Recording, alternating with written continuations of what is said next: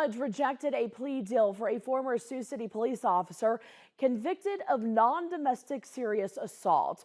Reynaldi Hanamir was an officer at the time of the offense that happened November and December 2022, but he resigned in lieu of termination after charges were filed.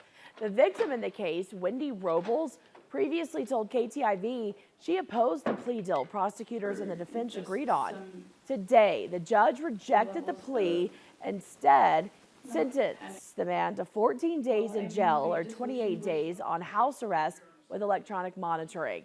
He'll also serve 1 year of informal probation, have a no contact order with the victim for 5 years that can be renewed, and complete an anger management class.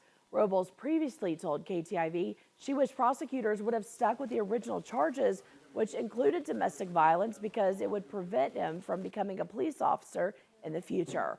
Prosecutors have not said why they dropped those domestic violence charges. Right now,